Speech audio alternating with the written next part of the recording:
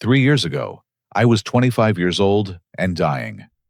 I needed emergency heart valve replacement surgery within 72 hours, or I would die. The surgery cost $60,000 up front, and insurance wouldn't cover the experimental procedure that could save my life.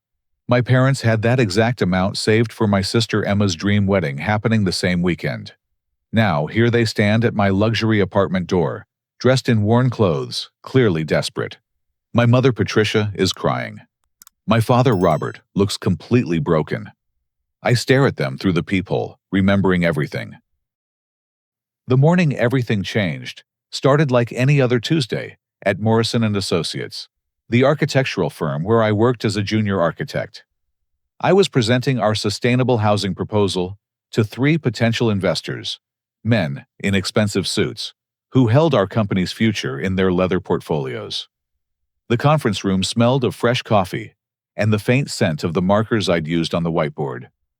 The innovative design reduces energy consumption by 40%. I explained, pointing to the cross-section drawings. We're looking at a revolutionary approach to affordable housing that doesn't compromise on environmental responsibility. Then, the world tilted sideways. One moment, I was discussing load-bearing walls, the next, I was on the polished conference room floor, gasping for air that wouldn't come.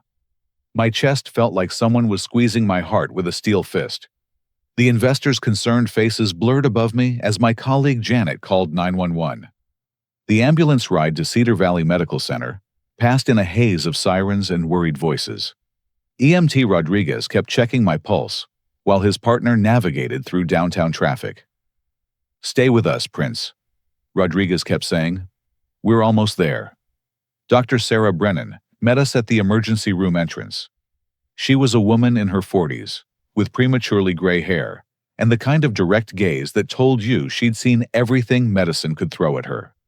After 3 hours of tests, x-rays, and more blood draws than I could count, she delivered news that shattered my world. "Prince, you have a congenital heart defect." Dr. Brennan explained, her voice professional, but kind. "Your aortic valve is deteriorating rapidly. Without immediate intervention, you have perhaps 72 hours before complete cardiac failure." The words hit me like physical blows. I was 25 years old, supposedly in the prime of my life. I ran 5 miles every morning, ate vegetables, avoided smoking. How could my heart be failing? "There are 2 surgical options." Dr. Brennan continued, pulling up medical images on her tablet. "Traditional valve replacement surgery here at Cedar Valley has approximately a 60% success rate in cases like yours. However, there's an experimental procedure at Cleveland Clinic that uses artificial valves with integrated tissue regeneration technology. Success rate is 95%. "I'll take the experimental surgery," I said immediately. "There's a problem. Your insurance company has denied coverage, classifying it as investigational. The cost is $60,000 required up front before the procedure." $60,000. The number echoed in my head as I called my girlfriend Jessica from the hospital room. She arrived within an hour, her auburn hair pulled back hastily, still wearing her scrubs from her nursing shift at the children's hospital. "We'll figure this out," Jessica said, gripping my hand. "I have $5,000 in my savings account. That's a start." I called my parents next. Robert and Patricia lived 45 minutes away in suburban Westerville, in the same split-level house where Emma and I had grown up. When I explained the situation, the silence stretched so long, I wondered if the call had dropped. "60,000, my mother finally whispered. "Within 72 hours, or I'll need the traditional surgery with much worse odds," I confirmed. "We'll figure something out," my father said, his voice tight. "Let us make some calls." But I already knew they had the money. Emma's wedding was scheduled for this Saturday, just 4 days away. For 2 years, my parents had saved every penny for what they called the wedding of the century. Emma had chosen the grand ballroom at Brookshire Country Club, complete with ice sculptures, a 12-piece orchestra, and flowers flown in from Oregon. That evening, as I lay in the hospital bed, listening to the steady beep of monitors, I heard my parents talking in the hallway. They thought I was sleeping, but the heart medication made rest impossible. Emma's wedding is once in a lifetime. Patricia's voice carried through the partially open door. Prince is young and strong. He'll survive the regular surgery just fine. But what if he doesn't? Robert asked. He will. He's always been a fighter. Besides, we can't disappoint the Hartwell family now. Derek's parents are expecting perfection. The conversation continued, but I'd heard enough. My parents were willing to risk my life for my sister's wedding because they wanted to impress her future in-laws. The realization hit harder than any physical pain I'd experienced that day. The next morning, I confronted my parents in the hospital's family consultation room.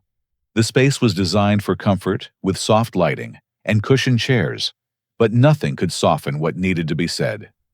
I heard you talking last night. I began watching their faces change. About choosing Emma's wedding over my surgery. Patricia's cheeks flushed red. Prince, you don't understand the complexity of this situation. Explain it to me. Robert cleared his throat. We've already committed significant funds to vendors. There are contracts deposits. People are depending on us.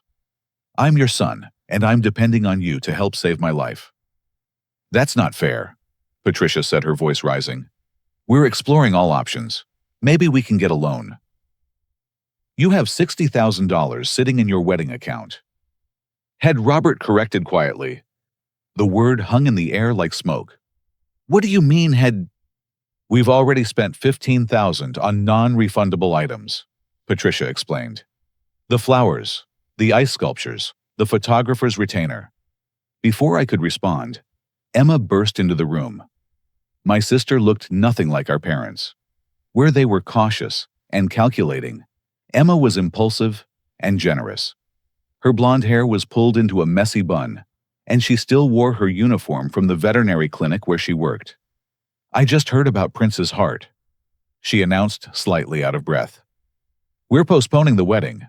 Use all the money for his surgery. Absolutely not, Patricia said firmly. It's my wedding. I can postpone it. Emma, sweetheart. Robert said, we can't disappoint everyone now. Derek's family has planned around this date.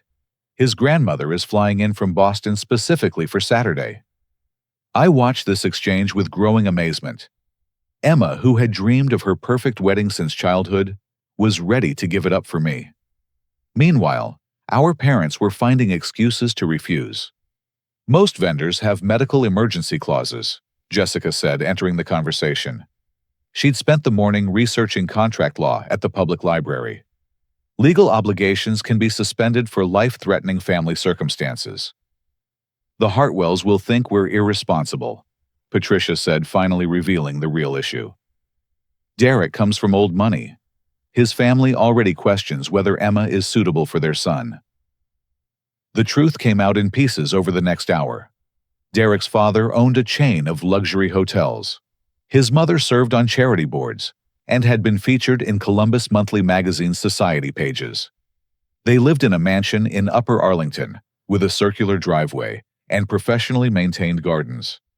This wedding is our chance to prove we belong in their social circle, Robert admitted. If we cancel now, they'll never respect us. And if Prince dies, will they respect you then? Emma asked, her voice deadly quiet. The question silenced them both. That afternoon, Derek arrived at the hospital. He was tall and athletic, with the kind of confident bearing that came from never worrying about money. But when he learned about my condition, his reaction surprised everyone. Use whatever you need from the wedding budget, he told Emma. We can get married at City Hall if necessary. Derek, no, Patricia protested. Your parents are expecting a proper celebration. My parents will understand that family comes first. But when Derek called his parents that evening, the conversation didn't go as expected. I heard his side of the discussion from my hospital bed. No, it's not about the money, Derek said into his phone. It's about doing the right thing. Prince needs surgery to live. Long pause. What do you mean, are we sure he's really sick? Another pause, longer this time. Who told you that Patricia said what? My blood ran cold as Derek's expression changed from confusion to anger. No, he's not lying. I'm at the hospital right now looking at his medical charts. When Derek hung up, his face was grim. Prince, I need to tell you something. My parents just informed me that your mother called them this morning. She told them you're making up the medical emergency to steal money from Emma's wedding fund for drug debts. The room spun around me. My own mother had told Derek's family that I was a drug addict and a liar. She also told them you've been in and out of rehab, and this is just another manipulation. Derek continued, his voice growing angrier. My parents are now questioning whether they should attend the wedding at all. Emma sank into the bedside chair, her face pale. She actually told them that… There's more, Derek said reluctantly. She called most of your extended family with the same story. Your Uncle Marcus, your cousins, even your grandmother. She's telling everyone that Prince is a drug addict who's trying to destroy Emma's happiness. The betrayal cut deeper than any heart condition ever could. My parents hadn't just chosen Emma's wedding over my life.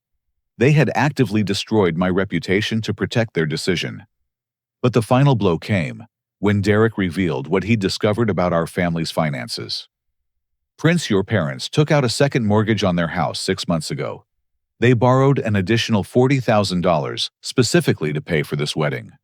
They could afford both the wedding and your surgery, but they've chosen to prioritize their social image over your life. As Derek's words sank in, I realized my parents hadn't just made a difficult financial choice. They had deliberately chosen their reputation over their son's survival, then lied to everyone to justify their decision. The heart monitor beside my bed began beeping faster as my pulse quickened with the full understanding of my family's betrayal. My condition deteriorated overnight. Dr. Brennan moved my surgery to Thursday morning, just 2 days before Emma's wedding. The timing couldn't have been more symbolic or cruel. We can't wait any longer, Dr. Brennan explained during her morning rounds. Your valve is showing signs of complete failure. We need to operate within 24 hours. Emma hadn't left the hospital since learning the truth about our parents' lies. She'd called in sick to work and spent the night in the uncomfortable chair beside my bed, making phone calls to family members and friends, trying to undo the damage Patricia had caused with her false stories. I got through to Cousin Sarah in Toledo. Emma reported exhaustion evident in her voice. Mom told her you'd been arrested twice for drug possession and were using the surgery story to get bail money. Did Sarah believe her? At first. But when I sent her photos of your medical charts and Dr. Brennan's contact information, she realized Mom was lying. She's furious. Jessica arrived early that morning with surprising news. Prince, something amazing happened. I posted about your situation on social media last night, just asking for prayers and positive thoughts. People started sharing your story. She showed me her phone. The post had been shared over 300 times, and people were offering to help. My co-workers from Morrison & Associates had started a fund at the office. Within 12 hours, they'd raised $8,000. Mrs. Henderson from accounting contributed $500. Jessica continued scrolling through the messages. She said you helped her son with his architecture school portfolio last year, and she's never forgotten your kindness. The generosity from people who barely knew me stood in stark contrast to my parents' betrayal. Complete strangers were willing to help save my life, while my own mother and father prioritized a social event. Uncle Marcus called that afternoon with more support.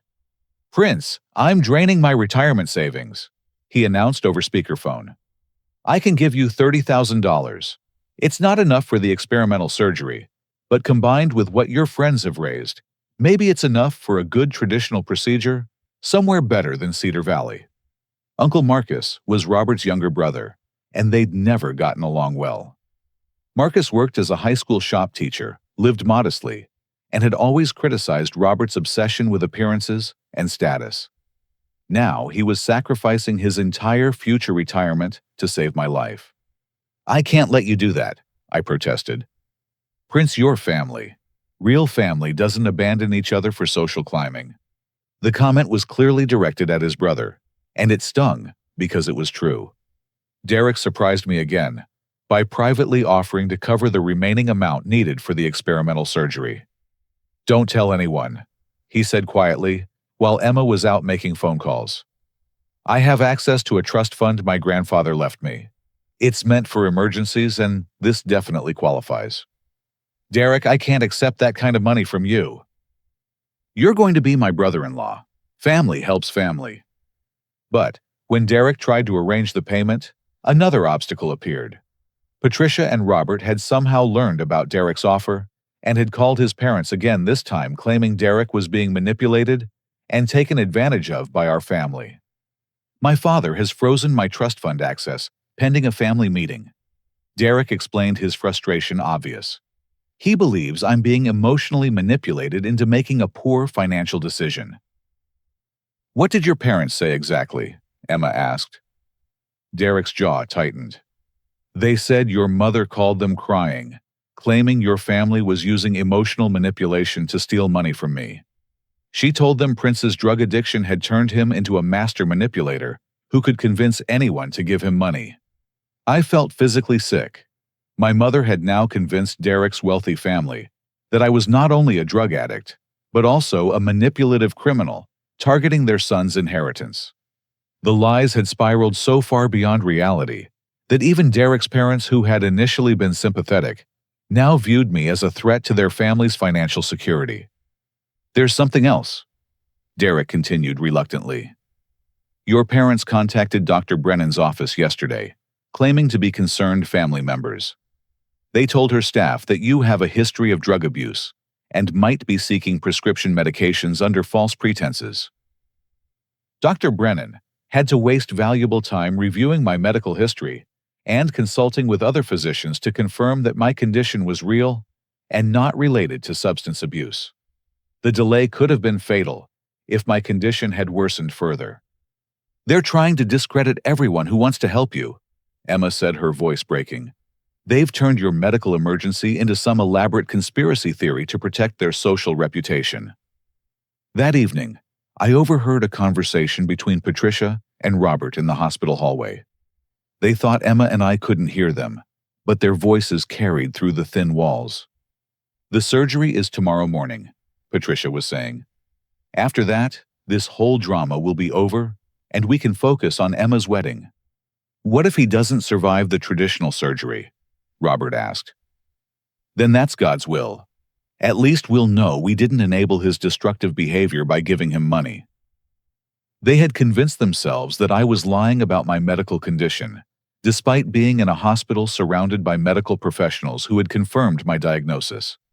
Their ability to rationalize their choices was breathtaking in its cruelty. Robert, Patricia continued, we need to make sure Emma doesn't do anything dramatic at the wedding. If Prince doesn't make it through surgery, she might blame us and cause a scene in front of the Hartwells. She won't. Emma's a good girl. She understands that sometimes life requires difficult choices. As I listened to my parents plan for my potential death, while prioritizing their daughter's wedding reception, I realized that tomorrow's surgery was about more than saving my life. It was about surviving long enough to show them and everyone else who I really was. The heart monitor's steady beeping filled the silence as I made a promise to myself. If I survived this surgery, I would never again depend on people who valued their image more than my existence. Thursday morning arrived gray and cold, typical November weather in Ohio. I was wheeled into the operating room at Cedar Valley Medical Center at 7:30 in the morning, while my sister's wedding preparations continued 40 miles away. Emma had made an impossible decision. At 6 in the morning, she put on her wedding dress, a beautiful creation of silk and lace that had cost $3,000. Then she walked out of the bridal suite at Brookshire Country Club and drove to the hospital. I'm not missing your surgery for anything, she told me, still wearing her gown as she sat beside my bed. Derek understands. He's coming too. Derek arrived 20 minutes later in his tuxedo, looking like he'd stepped out of a movie. The sight of both of them dressed for their wedding while refusing to attend it was both heartbreaking and beautiful. Your parents are going to be furious, I warned Emma. Let them be furious. You're my brother, and this is where I belong. Dr. Brennan approached my bed with her usual direct manner. Prince, we're going to take excellent care of you. The traditional valve replacement has risks, but you're young and strong. Your chances are good. As they wheeled me toward the operating room, I saw Jessica in the hallway, wearing scrubs she'd borrowed from a colleague. She'd arranged to observe the surgery from the viewing area, determined not to leave my side, even during the procedure. "I love you," she said, squeezing my hand. "I'll be right there watching over everything." The anesthesia took effect quickly, but my last conscious thought was wondering whether my parents were at the wedding venue, telling guests that their son was fine and would join them later for the reception. What happened during surgery became family legend, though I didn't learn the details until much later. The valve replacement procedure encountered complications when my heart stopped beating for 93 seconds. Dr. Brennan and her team performed emergency resuscitation, while Jessica watched from above, praying harder than she'd ever prayed in her life. Meanwhile, at Brookshire Country Club, the wedding ceremony proceeded without the bride. Patricia and Robert had decided to continue with the event, telling the 200 guests that Emma was dealing with a minor family emergency, but would arrive shortly. Derek's parents, confused by the entire situation, and still believing my parents' stories about my supposed drug addiction, watched their son's empty wedding ceremony with growing anger and embarrassment. "Where is Emma?" Derek's mother, Eleanor Hartwell, demanded of Patricia. "This is absolutely unacceptable." "She's being overly emotional about her brother's situation," Patricia explained. "You know how young people can be dramatic. She'll be here soon." But Emma never came. She spent the entire day in the hospital waiting room, alternating between pacing and crying, while surgeons worked to save my life. The surgery took 6 hours. When I finally woke up in recovery, the first face I saw was Emma's, still in her wedding dress, but now wrinkled and tear-stained. "You made it," she whispered, holding my hand. "You scared us, but you made it." Dr. Brennan appeared beside my bed with mixed news. "The surgery was successful, Prince, but there were complications. Your heart stopped briefly, and there was some oxygen deprivation. You'll need lifetime medication to manage your heart function, and you'll never have the same physical capacity you had before." The words meant I'd probably never run 5 miles again, never climb stairs without getting winded, never live a completely normal life. But I was alive. "Where are Mom and Dad?" I asked, though part of me already knew the answer. Emma's face fell. "They're at the wedding reception. They told everyone you pulled through surgery fine and sent your congratulations to the happy couple." Derek, who had been standing quietly in the corner, stepped forward. "Prince, my parents are furious with your family. When they learned that Emma had missed her own wedding to stay with you, and that your parents were at the reception acting like nothing happened, they realized something was very wrong." "What did they do?" "My father confronted your parents directly. He asked them why they were celebrating while their son was in surgery. Your mother told him you were being overdramatic, and that heart surgery was routine these days." I closed my eyes, not surprised, but still hurt by my parents' response. "That's when my father called Dr. Brennan personally," Derek continued. "He wanted to verify your condition, because your mother had convinced him you were lying. When Dr. Brennan explained how serious your surgery was, and that you'd nearly died, my parents were horrified." Jessica joined the conversation from her position beside the heart monitor. "Prince Derek's parents have offered to pay for all your ongoing medical expenses. They feel terrible about being deceived by your parents' lies. I can't accept charity." "It's not charity," Derek said firmly. "It's justice. My family has money, and your family lied to us about a life-threatening situation. We want to help make this right." But I was determined to rebuild my life independently. The betrayal had taught me that depending on others, even well-meaning ones, was dangerous. I needed to prove to myself and to everyone else that I could survive and thrive on my own terms. The recovery was brutal. 6 months of physical therapy, learning to manage medications that made me tired and weak, struggling to regain basic stamina. I lost my job at Morrison & Associates because the extended medical leave exceeded their policy limits. Jessica never wavered in her support, but I could see the strain in her eyes. She was working extra shifts at the children's hospital to help pay my medical bills, while I couldn't contribute anything. Emma's marriage to Derek lasted 2 years before ending in divorce. The guilt over missing her wedding combined with the family drama and Derek's parents' ongoing conflict with my parents created too much stress for their relationship to survive. Emma blamed herself for the divorce, but I knew the real responsibility lay with our parents' choices. Throughout my recovery, Patricia and Robert never visited the hospital once. They sent a card with a generic message about hoping I felt better, soon signed with their formal names rather than Mom and Dad. But they weren't done causing damage. As I learned months later, they had used my near-death experience as a sympathy story to extract additional wedding gifts from Derek's family's social circle, claiming that their son's medical crisis had caused unexpected financial hardships. When Derek's family discovered this manipulation, they cut all ties with my parents permanently. The social status my parents had sacrificed my life to achieve was lost forever, destroyed by their own greed and dishonesty. As I lay in that hospital bed weak but alive, I made a decision that would shape the rest of my life. I would never again be dependent on people who valued appearances over authentic relationships. I would rebuild myself stronger, more successful, and more independent than ever before. My parents had chosen a wedding over their son's life. Now I would choose my own future over any relationship with them. 2 years later, at 27, I stood in the floor-to-ceiling windows of my new office in downtown Chicago, looking out over Lake Michigan. The city sprawled beneath me, full of possibility and second chances. Heartstone architecture occupied the 15th floor of a gleaming tower, and the name on the door read, Prince Mitchell Founder and Principal Architect.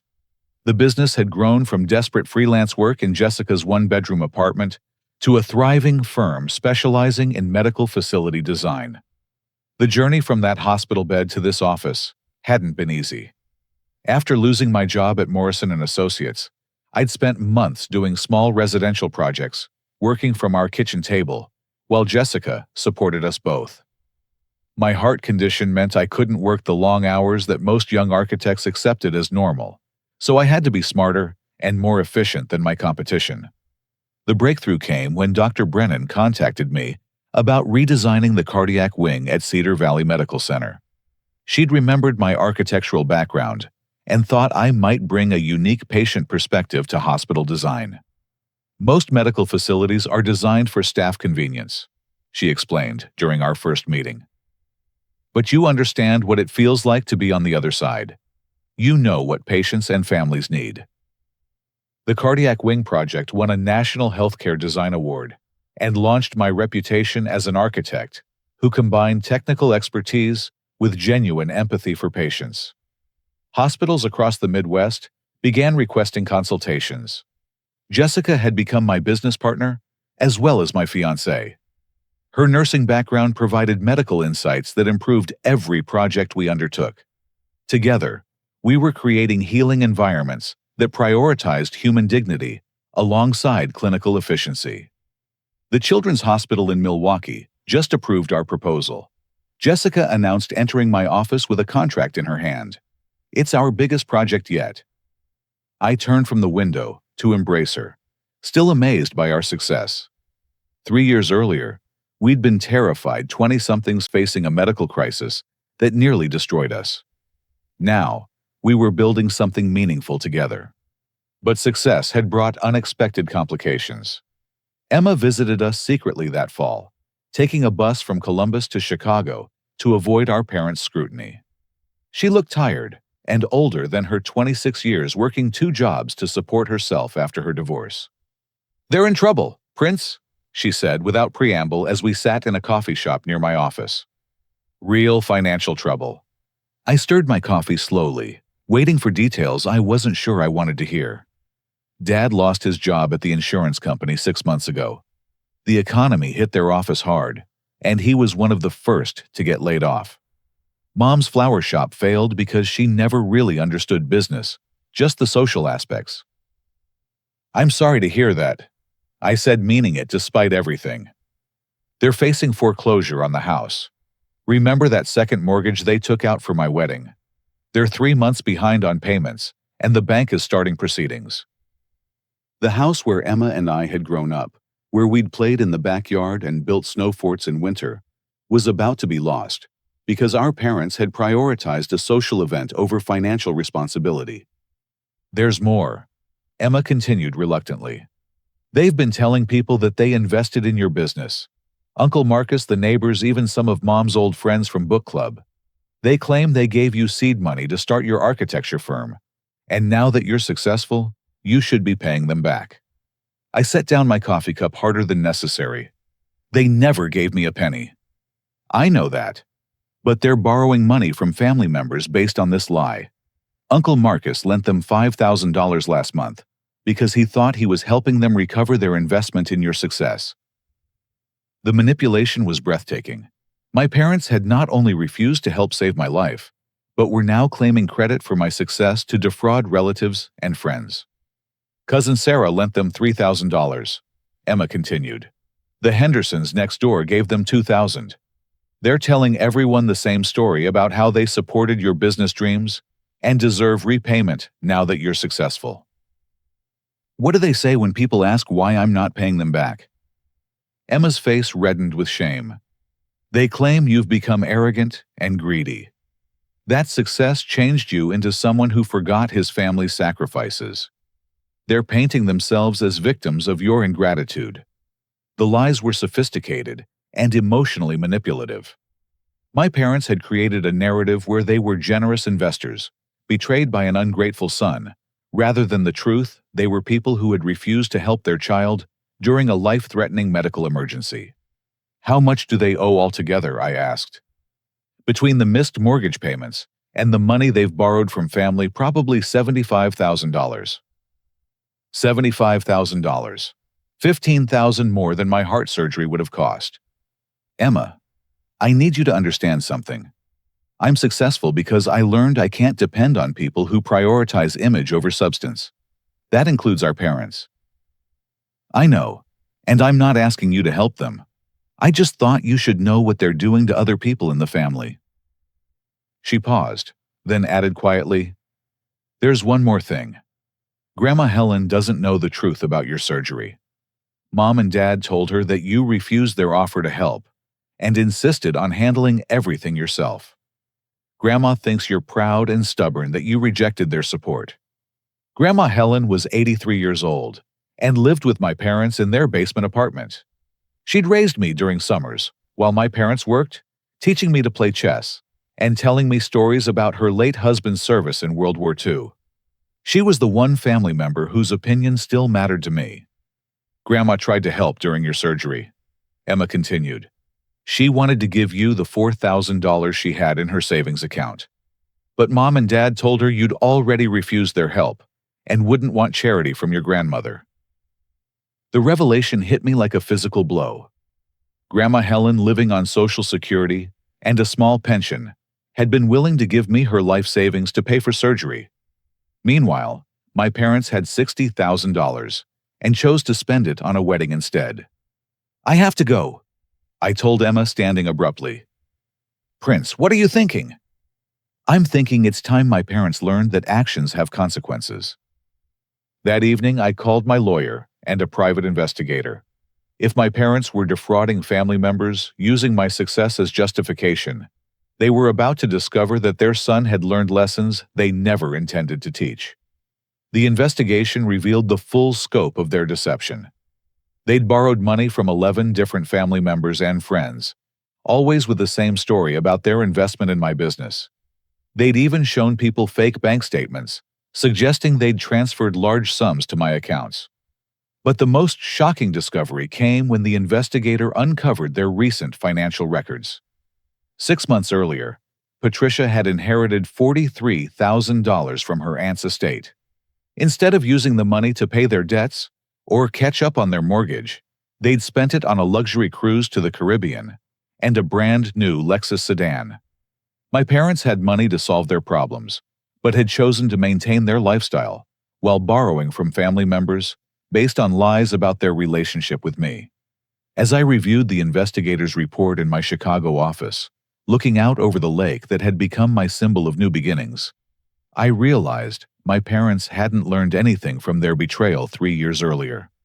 They were still choosing appearances over integrity, still manipulating family relationships for personal gain.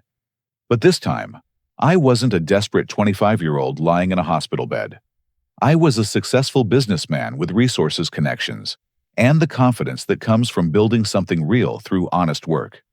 It was time for my final move in a game that had started the day they chose my sister's wedding over my life.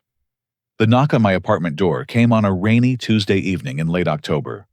I was reviewing blueprints for the new pediatric wing at Northwestern Memorial Hospital when the sound echoed through my luxury apartment overlooking Lakeshore Drive. Through the peephole, I saw them, Patricia and Robert, looking more desperate than I'd ever seen them. My mother's usually perfect hair was stringy and unkempt, hanging around a face that looked years older than her 52 years. My father, once proud of his appearance, wore a wrinkled shirt and pants that needed pressing. Both of them stood in the hallway like broken people, which I suppose they were. I opened the door slowly, saying nothing. "Prince," Patricia began, her voice cracking. "We need to talk to you." "After 3 years of silence, now you want to talk?" "Please," Robert said, and the words seemed to cost him everything. "Can we come in?" I stepped aside, letting them enter the apartment that represented everything I'd built without their help. The modern furniture, the Chicago skyline visible through floor-to-ceiling windows, the framed awards from architectural societies, all of it testified to a success they'd never supported. Patricia broke down crying before she'd even sat down. "We made a terrible mistake," she sobbed. "We know we failed you during your surgery. We've regretted it every day since." "Have you?" I asked calmly. "Yes," Robert said emphatically. "We were wrong to prioritize the wedding. We were wrong to let you face that surgery alone. We're here to apologize and to ask for your forgiveness." I gestured for them to sit on the leather couch while I remained standing. "Why now? After 3 years of pretending I don't exist?" Patricia wiped her eyes with a tissue that looked like she'd been using it for hours. "We're losing the house, Prince. The bank is foreclosing next month and we don't know what else to do." "How much do you need?" $30,000, Robert said quickly, "just to catch up on the mortgage payments and stop the foreclosure proceedings." $30,000, half of what my experimental heart surgery would have cost. "Where would I get $30,000? I asked. "Prince, we know you're successful now," Patricia said. "This beautiful apartment, your business, all those awards on the wall. You've done so well for yourself. Without any help from you." "We know that," Robert said. "We know we let you down when you needed us most. But families forgive each other. Families help each other through difficult times." The irony was stunning. Now they wanted family loyalty and mutual support. "What about Grandma Helen?" I asked. "Where will she live if you lose the house?" Patricia's tears flowed harder. "That's what breaks our hearts. She's 83 years old, Prince. This stress could kill her. She doesn't understand what's happening to our finances, and if we lose the house, we don't know where she'll go. I loved Grandma Helen, and my parents knew it. They were weaponizing my affection for her to manipulate me into helping them." "We'll pay you back," Robert promised. "Every penny with interest. We just need time to get back on our feet." "How will you pay me back without jobs or income?" "We'll find work. We'll figure it out. Please, Prince, we're begging you." I looked at these two people who had given me life, but nearly let me lose it for the sake of social appearances. They seemed genuinely desperate, genuinely sorry. Perhaps they had learned from their mistakes. "I need time to think about this," I said finally. "How much time?" Patricia asked hopefully. "Give me until tomorrow evening. Meet me at the house at 7 o'clock, and I'll give you my decision." Relief flooded their faces as they stood to leave. Robert actually tried to hug me, but I stepped back. "Thank you," Patricia said. Thank you for considering this. We know we don't deserve your help, but we're grateful you're even thinking about it." After they left, I poured myself a glass of wine and stood at the windows, watching rain streak down the glass. Chicago spread out below me, a city that had given me opportunities to rebuild my life according to my own values. Then I called my private investigator. "Did you find out about that inheritance?" I asked. "Yes." Patricia inherited $43,000 from her Aunt Margaret's estate in April.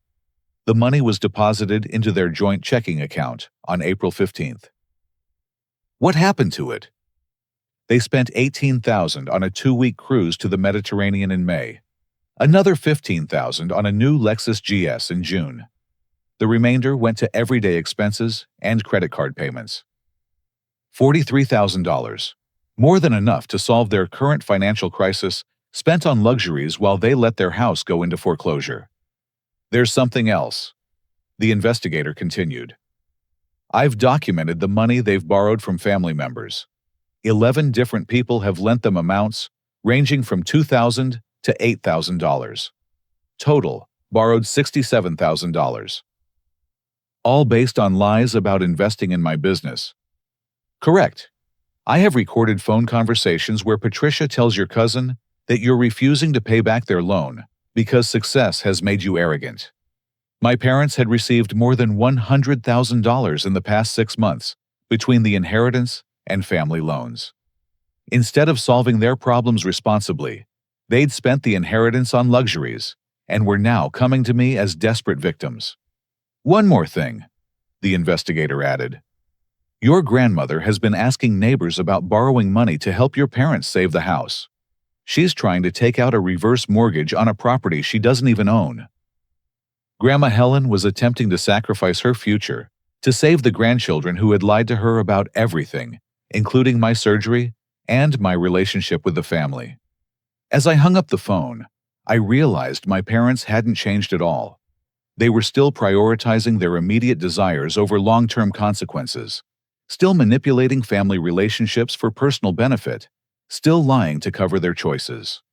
But this time, they'd made a crucial miscalculation. They'd taught me to be independent, strategic, and self-reliant. Now they were about to discover what those lessons had produced. I spent the evening making phone calls to lawyers, real estate agents, and family members. By midnight, I had arranged what my parents would later call my final move they never saw coming. Tomorrow evening at 7 o'clock, I would indeed give them my decision. But it wouldn't be the decision they expected, and it certainly wouldn't be the decision they wanted. Some lessons can only be learned through consequences, and my parents were about to receive the education they'd been avoiding for 3 years. At exactly 7 o'clock the next evening, I pulled into the driveway of the split-level house where Emma and I had grown up. The familiar sight of the red brick facade and the oak tree I'd climbed as a child brought back memories both sweet and bitter. Jessica sat beside me in the car, holding a leather portfolio containing legal documents that would change my family's dynamics forever.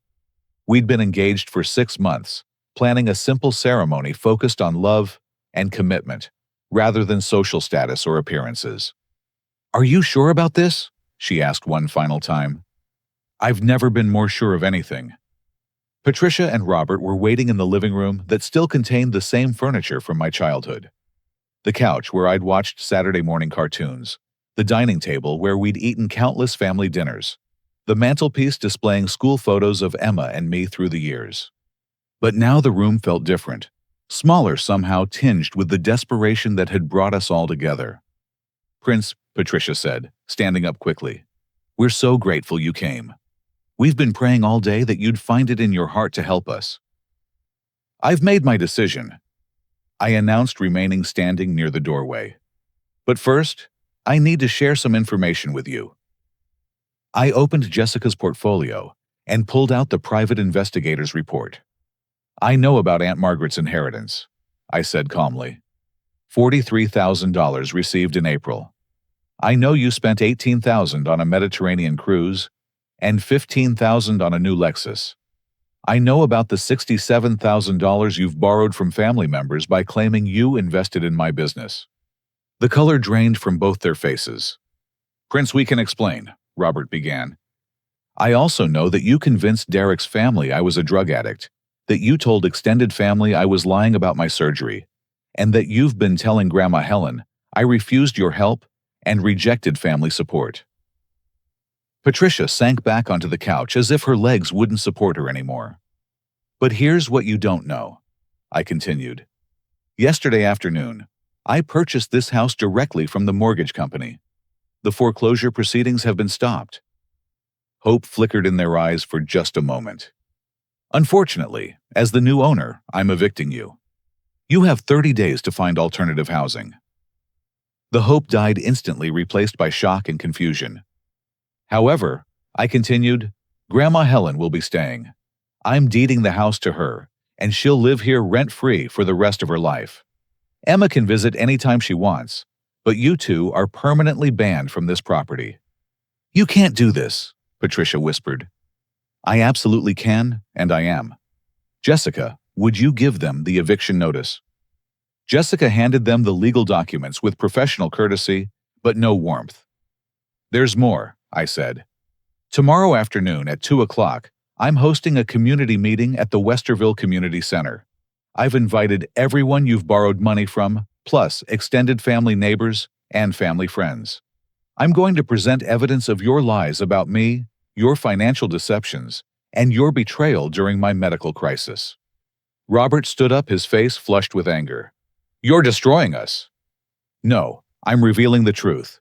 You destroyed yourselves through your choices." I pulled out another document from the portfolio. "I'm also announcing the creation of the Dr. Sarah Brennan Medical Emergency Scholarship Fund at Ohio State University. It will provide financial assistance to students facing medical crises that threaten their education. The fund starts with a $100,000 donation from Heartstone Architecture." $100,000, Patricia said numbly. "You're giving $100,000 to strangers, but won't give us $30,000. I'm giving money to people who face genuine medical emergencies, not people who spend inheritance money on luxury cruises while lying to family members." Emma appeared in the doorway, having let herself in through the back door she'd used throughout childhood. She looked at the scene with sad understanding. "I got your text," she said to me. "Is it really over?" "Emma, you have a job at Heartstone Architecture starting Monday if you want it. Entry-level position with full benefits and opportunities for advancement based on merit, not family connections." Emma's eyes filled with tears, but they were tears of relief rather than sadness. "What about us?" Patricia asked desperately. "Where are we supposed to go?" "You'll figure it out," I said. "The same way you expected me to figure out how to pay for my surgery without family support." I turned toward the door, then stopped and looked back at them one final time. "You have one opportunity for redemption. If you publicly apologize to me, to Emma, to Grandma Helen, and to every family member you've deceived, and if you commit to genuine financial counseling and accountability, I'll consider rebuilding a relationship with you in 2 years. Not before." Prince Robert said, his voice breaking, "We're your parents." "No, you're the people who gave birth to me. Parents protect their children and support them during crises. You chose social status over your son's life, then spent 3 years lying about it to cover your shame." Patricia looked up at me with desperation in her eyes. "We made mistakes, but we love you. Love isn't a feeling. It's a choice demonstrated through actions. Your actions showed me exactly how much you love me." As Jessica and I walked toward the door, I felt a sense of completion rather than victory. This wasn't about revenge or punishment. It was about accountability and justice. "Wait," Emma called after us. "What should I tell Grandma Helen about all this?" "Tell her the truth. All of it. She deserves to know who her family really is and who has been protecting her interests." 6 months later, Jessica and I were married in a small ceremony at the Chicago Botanic Garden, surrounded by friends who had supported us through our darkest times and colleagues who respected the work we were building together. Emma served as maid of honor, having thrived in her position at Heartstone Architecture. Derek and his parents attended the wedding, and Eleanor Hartwell personally apologized to me for believing my parents' lies 3 years earlier. "We should have trusted our instincts about your character," she said. "Your parents' deception taught us valuable lessons about judging people by their actions rather than their words." Uncle Marcus walked me down the aisle since my father was absent. "I'm proud of the man you've become," he whispered as we reached the altar. "You turned betrayal into strength, and pain into purpose." Grandma Helen, now living comfortably in the house that was legally hers, sent a handwritten note that I treasured. "Prince, I finally learned the truth about your surgery and your parents' choices. I'm ashamed that I believed their lies, but I'm proud that my grandson has integrity they never taught him. You became a good man, despite them, not because of them." My parents eventually found jobs and a small apartment across town. They attended the community meeting I'd organized, where their deceptions were revealed to everyone they'd manipulated.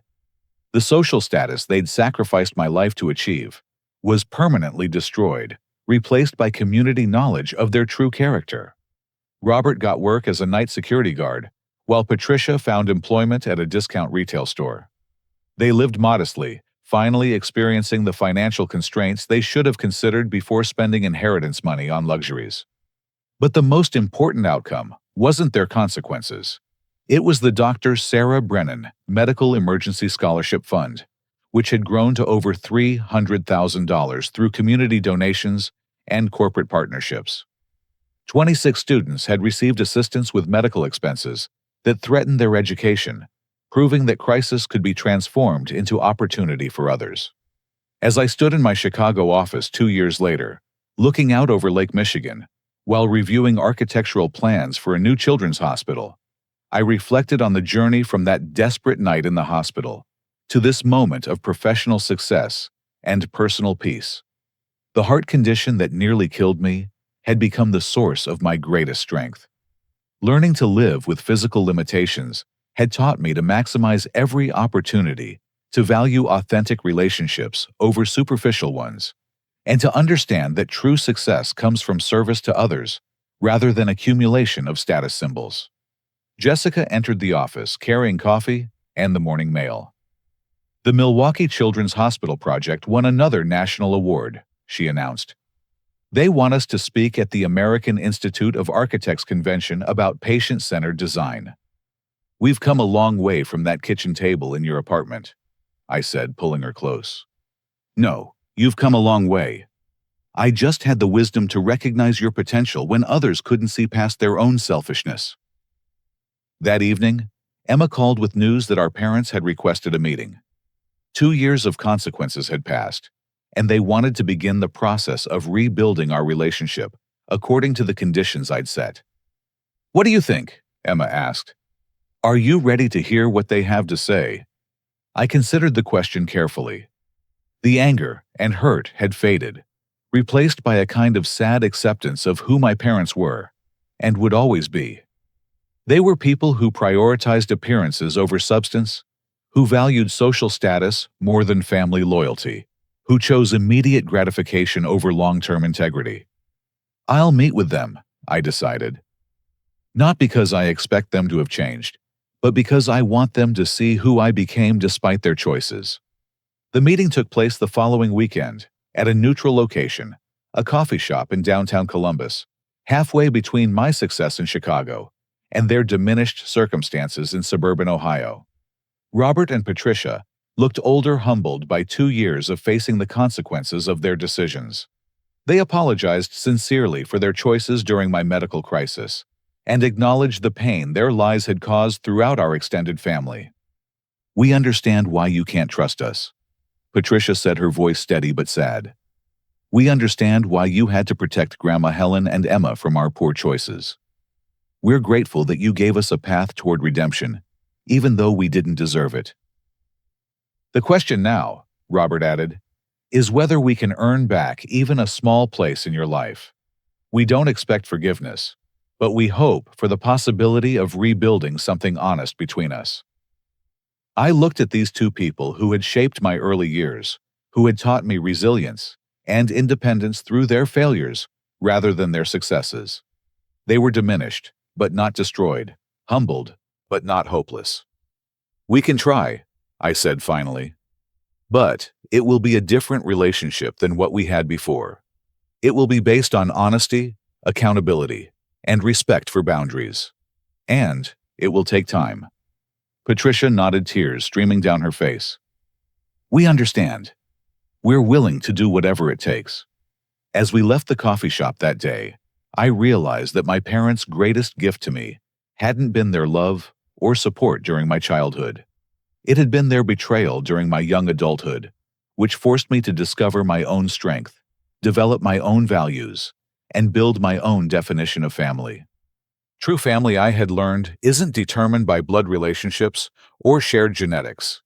It's created through mutual support during crisis, through loyalty demonstrated in difficult times, and through love expressed through actions rather than words.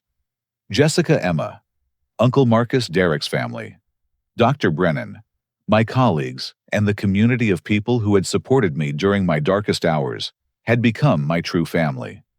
They had shown me what love looked like when it was tested by adversity. My parents had chosen my sister's wedding over my life-saving surgery, believing that social status mattered more than their son's survival. In the end, they lost both the status they'd sought and the son they'd abandoned. But I had gained something infinitely more valuable: the knowledge that authentic relationships are built on integrity, that real success comes from service to others, and that the deepest satisfaction in life comes from transforming personal pain into purpose that helps others heal. The scar on my chest from that surgery would always remind me of how close I'd come to losing everything. But it would also remind me of how much I'd gained by surviving with my values intact and my determination to build something better than what I'd been given. Sometimes, the greatest gift parents can give their children isn't their support, but the necessity of learning to support themselves. Sometimes, the most valuable lesson isn't taught through love, but learned through the determination to become better than the example they were shown. I had become the man I was meant to be, not because of my parents' choices, but despite them. And that, perhaps, was the most important victory of all. Now I want to hear from you. Have you ever faced a situation where family members prioritized their own interests over your well-being during a crisis? How did you handle the betrayal? And what lessons did you learn about true family loyalty? Share your story in the comments below, because your experiences might help others who are facing similar challenges with family relationships. If this story resonated with you, please give it a like to help others find it, who might need to hear this message about resilience and self-reliance. Subscribe to hear more stories about overcoming family betrayal and building authentic relationships based on mutual respect and genuine care. And please share this story with anyone who might benefit from understanding that sometimes the strongest families are the ones we create, rather than the ones we're born into. Thank you for listening to this journey from betrayal to triumph. Remember that your worth isn't determined by how others treat you during your darkest moments, but by how you choose to rebuild your life with integrity and purpose. May you find the strength to create the family and future you deserve, regardless of the circumstances you started with.